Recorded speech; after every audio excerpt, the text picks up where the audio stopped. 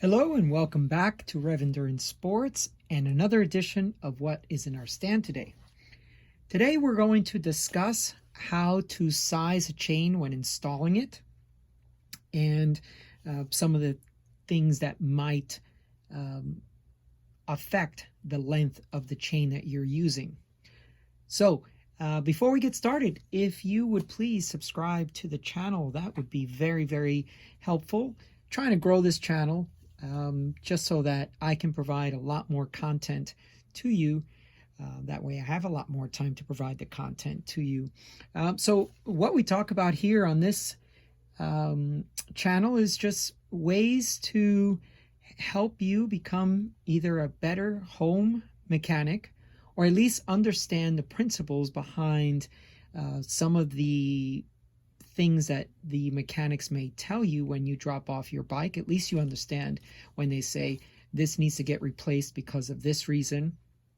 But if you wanted to become a home mechanic, I hope that the information I'm providing to you is helpful. So please subscribe, hit that notification bell so that you can be notified when I post a new video.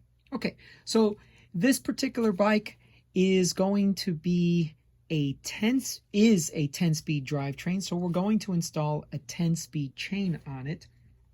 And this is April of 2021, and we have had a huge part shortage for many months because of the global pandemic.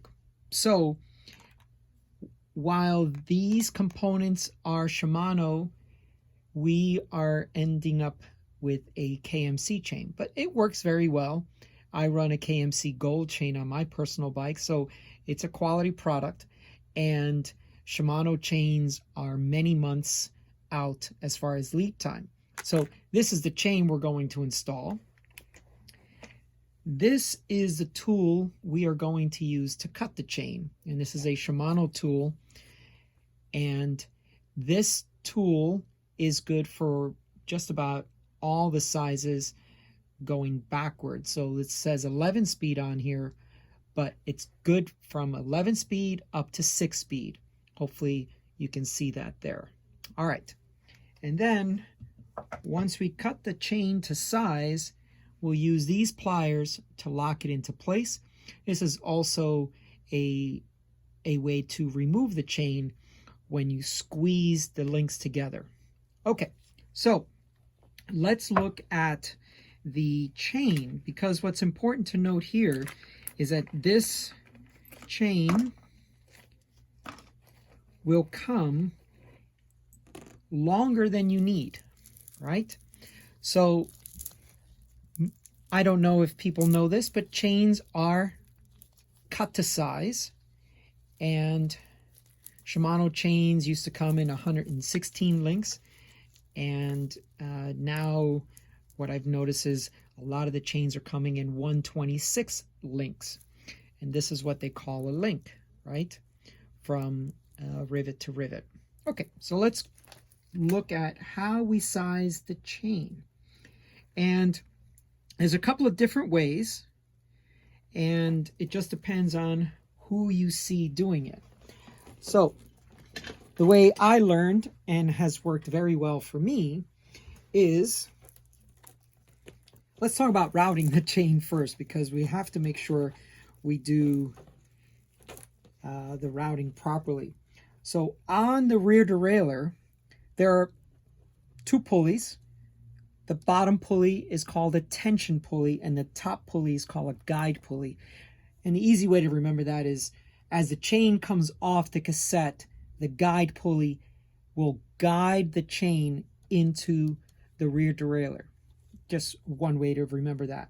Okay, so we have a guide pulley, a tension pulley, and the tension pulley is the one that, with the spring inside the body of the derailleur, keeps tension on the chain so that as you're shifting, there's appropriate tension all the way along, and the chain lengthens and shortens based on the gear that you're in. All right.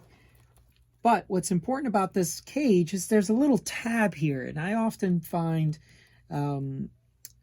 that someone, a home mechanic, or even someone who's not that experienced, may run the chain and may not run it inside of this tab. That might be hard to see, but all right. So the way I do it is just pretty basic, and it just helps me to route it properly. And I use a magnet to help me to facilitate putting the chain through. So I start from the bottom of the derailleur cage, run it down, and as I mentioned before, I make sure that I am on the other side of that tab, and that's what this helps me do. So it helps me pull, and then I'm going to wrap it around the smallest cog. I might not have mentioned that, but the best place that I have found to size a chain is to put the rear derailleur on the smallest cog. And so that might be called your top end gear or your go fast gear. And then you want to route it through the derailleur cage. And this is again where the magnet helps me. It just helps me pull the chain out from behind there. Okay. Grab the chain, and now I pull on it, wrap it around the inside or inner chain ring. And when you have it in your little chain ring and your little cog, what I look for is pulling this chain together, and I look for this part of the chain to not touch the derailleur cage. Okay, so this is a female end. Pardon me for using a gender, but basically you want the same end on both sides. So when you look at these links, it's going to have to be either this one, or this one.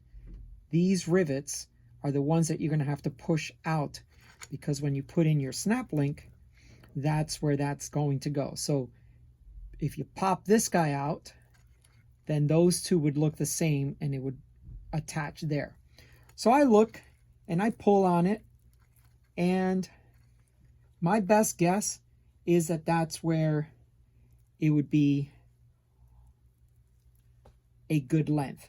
Now, here's our chain breaker, and we want to put that first rivet right inside the tool, and then screw that in until you hear it pop on the other end. Listen. That's one link, and now it's going to go through the other link, and then it's done. Okay, unravel that, and you'll see that this will come apart. And it's always a wise decision to make sure that if you're not sure, then cut it longer, because then you can always make a shorter cut and take out another link or two. But if you've cut it too short, then that chain is now rendered useless. Okay, we put in these snap links, quick links, okay? And the easiest way I have found to do this, instead of fighting that rear derailleur spring, which is very strong, I just take it off of that front chain ring and then put it in like that, okay? And then I use the pliers I showed you earlier, put those in like that, and you just need to make sure that it is still in that hole. So there's a round part, and then it turns into a slot. Pull on it. There it locks into place. And once it's locked into place, then push down on the rear derailleur to give you some slack. Put it back up on the inner chain ring, because that's where you had it, and check your distance. Okay? So that chain is not touching that derailleur cage. The other way to look at it is we can put this in the big chain ring. Excuse me just for a second. We can put this in the big chain ring. And then what you're looking for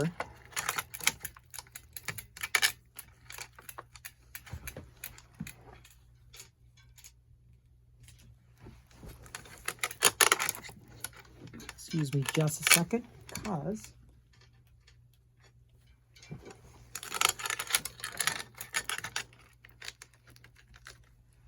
the other thing you're looking for, now this bike is on an angle pointed down that way, but you're looking for this rear derailleur cage to be straight up and down when the bike is level. So I can try to level off the bike just a little bit to show you what I mean.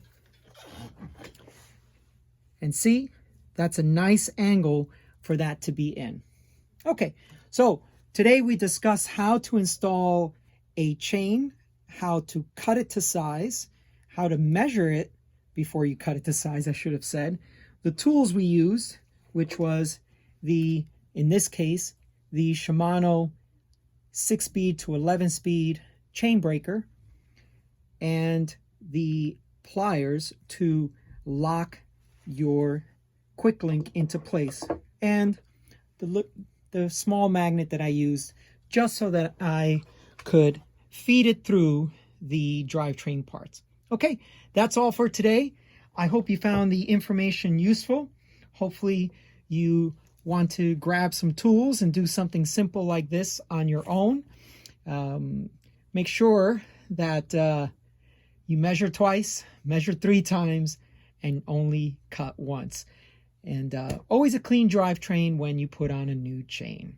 All right, well, thank you so much for tuning in. If you like the video, please smash that like button and please share it with your friends. We'll see you up the road, and thank you for watching.